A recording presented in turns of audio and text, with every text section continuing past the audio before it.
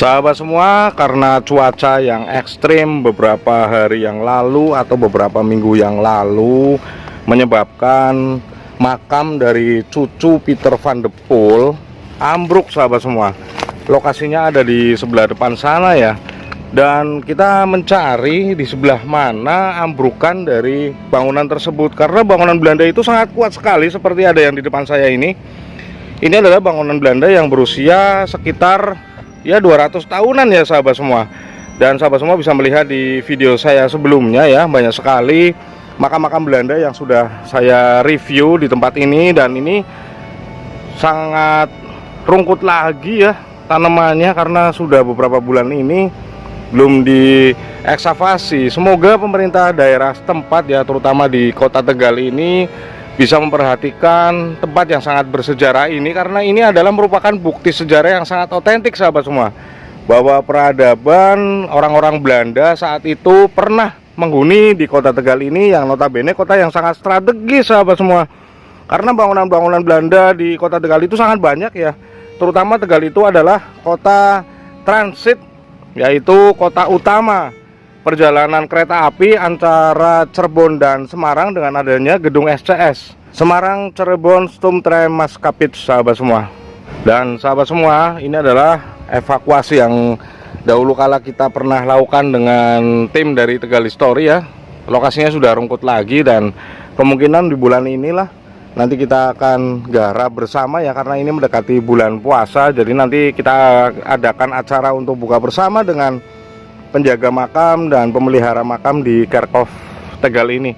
Dan ini sekarang kondisinya sudah sangat rungkut ya. Dan ini adalah makam dari cucu Peter van de Poel, seorang residen Tegal ya. Dan beliau ini kemungkinan adalah putri atau putra dari Jos Johan van de Poel, putra dari Peter van de Poel. Ambruk seperti ini, kondisinya sudah sangat mengkhawatirkan. Dan ini bagus sekali bentuknya, sebenarnya seperti rumah-rumahan kecil ya. Di video saya yang sebelumnya itu saya tampilkan makam ini, karena makam ini berada di tengah-tengah makam yang seperti hutan di sini. Dan kondisinya sudah sangat memprihatinkan, dan akhirnya ambruk juga ya sahabat semua. Barangkali kita ada nemu apa-apa gitu ya di sini ya, bukti-bukti sejarah gitu. Biasanya kita nemuin kayak marmer yang sudah jatuh atau golden gitu ya sahabat semua. Ini ada gapura juga yang sudah ambruk di sini, dan ini bata-batanya bata-bata yang sudah sangat kuno, yang menjadi bangunan dari makam dari cucu Peter van de Poel. Namun pondasinya ini masih sangat kuat sekali di sini ya. Pondasinya sangat kuat. Jadi ini nanti akan dibangun lagi, karena saya di sini melihat ada bata-bata. Namun saya belum ketemu dengan penjaga makam di sini ya. Saya pagi-pagi langsung ke sini, saya melihat, dikabarin kemarin kalau makam dari cucu Peter van de Poel itu ambruk, dan lokasi jalur sejarah di sini juga sudah mulai rungkut. Jadi saya tinjau ke sini ya, saya melihat di sini, karena ini sayang sekali bukti-bukti sejarah yang sangat terpendam. Dan kemudian muncul lagi, lokasinya sekarang jadi seperti ini. Akan kita bereskan lagi nanti ya untuk pembersihannya. Dan di depan saya juga ini makamnya juga sudah terlihat rungkut. Kenapa saya bilang ini cucu dari Peter van de Poel? Karena bangunannya itu sama dengan makam dari Peter van de Poel dan putranya yang ada di depan sana. Di sebelah sana itu ya sahabat semua, makam dari Peter van de Poel. Kemudian di depannya itu adalah makam dari Jos Johan van de Poel, putra dari Peter van de Poel. Dan di sebelah sana juga ada makam yang bentuknya seperti rumah-rumahan dan sama dengan bentuk yang ada di sini sahabat semua. Jadi Belanda itu nggak serta-merta membangun suatu makam itu sama dengan yang lain. Jadi ini adalah makam dari cucu dari beliau, Peter van de Poel. Udah ambruk seperti ini karena tertimpa, ya namanya juga kemarin itu cuacanya sangat ekstrim ya. Apalagi kita berada di kota Tegal, anginnya itu sangat kencang, angin lautnya. Jadi ambruk terkena angin, kemungkinan seperti itu, angin kumbang atau angin apa gitu ya sahabat semua. Dan pondasinya masih utuh di sini, namun miring ya, seperti ini sahabat semua. Wow,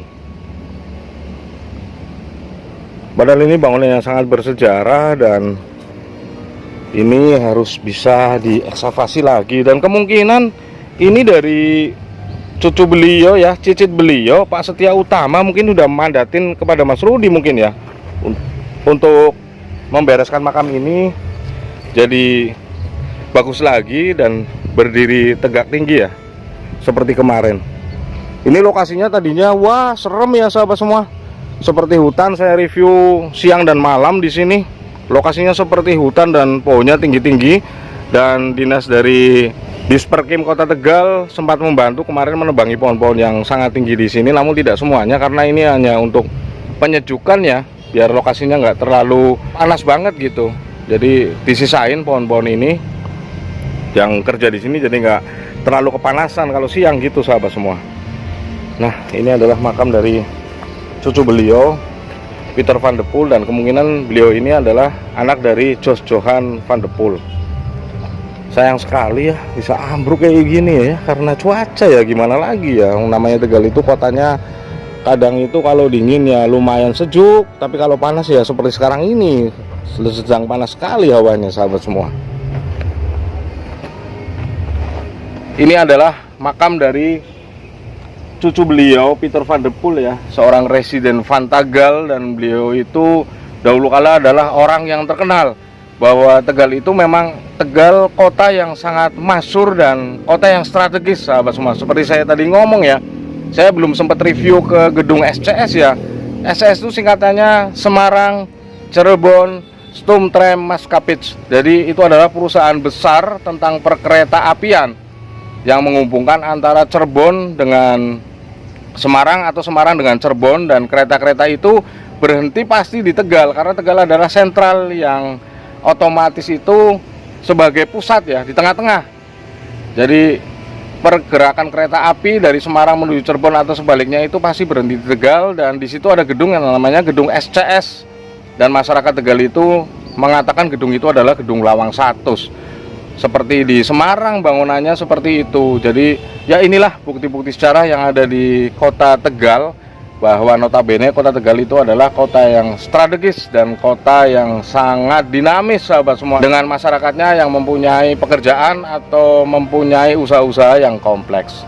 Oke sahabat semua, semoga pembangunan dari makam cucu dari beliau Pieter van de Poel, seorang residen Van Tegal, bisa berjalan dengan lancar dan tidak ada halangan suatu apapun. Semoga tayangan ini bisa bermanfaat buat kita bersama. Wabillahi taufik walhidayah. Wassalamualaikum warahmatullahi wabarakatuh. Salam Rahayu.